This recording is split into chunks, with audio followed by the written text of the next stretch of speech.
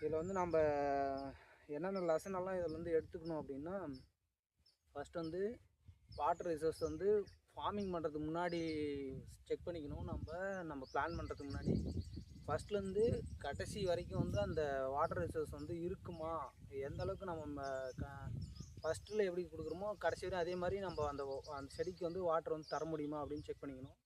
ரெண்டாவது வந்து ஹீட் வந்து எப்படி சேஞ்ச் ஆகும், அதுக்கு தகுந்த மாதிரி நம்ம வந்து வாட்டர் வந்து த்ரீ 3 டேஸ் ஃபஸ்ட்டு கொடுத்துருந்தோம் ஜனவரி பிப்ரவரியில், அதை அப்படியே ரெடியூஸ் பண்ணி 2 டேஸு ஒரு டைம் வந்து மார்னிங் மட்டும்தான், மார்னிங்கு இல்லைன்னா நைட்டு, இந்த டைமில் மட்டும்தான் இந்த ஹீட்டுக்கு தகுந்த மாதிரி அந்தந்த ஏரியாவுக்கு தகுந்த மாதிரி நம்ம வந்து மாற்றிருக்கணும்.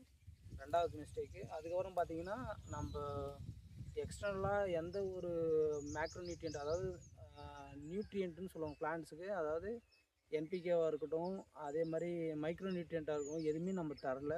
அது வந்து பெரிய மிஸ்டேக்கு. மல்ச்சிங்கும் நம்ம எதுவும் பண்ணல. இது ஆக்சுவலாக என்னென்னா, இதுலேருந்து என்ன லேர்னிங்னா, ஒரு விஷயத்த வந்து ஸ்டார்ட் பண்ணிட்டோம் அப்படின்னா அதுக்கான தேவையான ரிசோர்ஸஸ் எல்லாம் ரெடி பண்ணிட்டு தான் ஸ்டார்ட் பண்ணுமா தவிர அதுக்கு முன்னாடியே ஸ்டார்ட் பண்ணக்கூடாது. இதில் இன்னும் நிறைய லேர்னிங்ஸ் இருக்குது, நம்ம கொஞ்சம் கொஞ்சமாக பார்ப்போம். இதில் வந்து நம்ம என்னென்ன லெசன் எல்லாம் இதில் வந்து எடுத்துக்கணும் அப்படின்னா, ஃபஸ்ட் வந்து வாட்டர் ரிசோர்ஸ் வந்து ஃபார்மிங் பண்ணுறதுக்கு முன்னாடி செக் பண்ணிக்கணும்.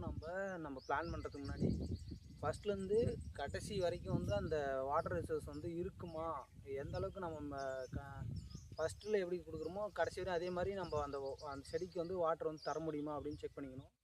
ரெண்டாவது வந்து ஹீட் வந்து எப்படி சேஞ்ச் ஆகும், அதுக்கு தகுந்த மாதிரி நம்ம வந்து வாட்டர் வந்து 3 டேஸ் ஃபஸ்ட்டு கொடுத்துருந்தோம் ஜனவரி பிப்ரவரியில், அதை அப்படியே ரெடியூஸ் பண்ணி 2 டேஸு ஒரு டைம் வந்து மார்னிங் மட்டும்தான், மார்னிங்கு இல்லைன்னா நைட்டு, இந்த டைமில் மட்டும்தான் இந்த ஹீட்டுக்கு தகுந்த மாதிரி அந்தந்த ஏரியாவுக்கு தகுந்த மாதிரி நம்ம வந்து மாற்றிருக்கணும்.